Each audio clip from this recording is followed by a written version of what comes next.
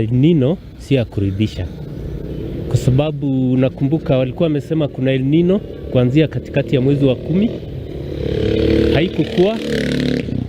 Rais wetu akarudi akasema kuna El Nino. Unaona, sasa watu walichanganyika. Sasa hatujui kama ni El Nino ama ni mvua ya kawaida.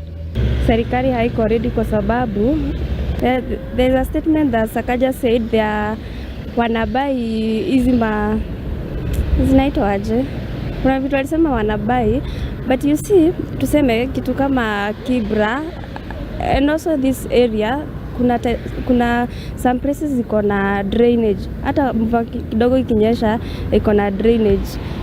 The people responsible, you see, it starts from where we are. For them, they are concentrating na major city, tuseme kitu kama Nairobi, but you see, if you ukienda place kama Kibra kuna a lot of drainage. Amefanya nini? For me, I think first they should concentrate on kukinyesha hizi drainage ziko well maintained. Yeah, I think they should first concentrate on those things. Vile walitangaza kama El Nino inakuja, baadaye president akasema El Nino hakuna. Sasa hizi pesa vile walipanga, hizi pesa walipeleka. Kwa kweli nikiangalia kwa mfano kwa sehemu ambazo naishi, naweza nikasema mambo hayajakuwa sawa kabisa, yani hawajajiandaa vizuri kabisa. Sijui kama ni uhaba wa pesa ama nini, ingawaje nilisikia wakati moja governors wakisema wanangoja zile pesa, sijui kama walipewa.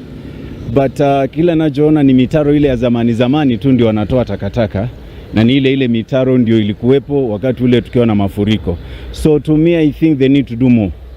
Mvua tayari ishaanza, tumeona imeanza, and tunaomba tu kwamba the little they've done iweze kusaidia, or else I think we are still in the same spot. Serikali inafanya vizuri pia kwa masisha watu kuhusu mvua ya El Nino, waambie watu watoke katika maeneo ambayo El Nino isafanyika.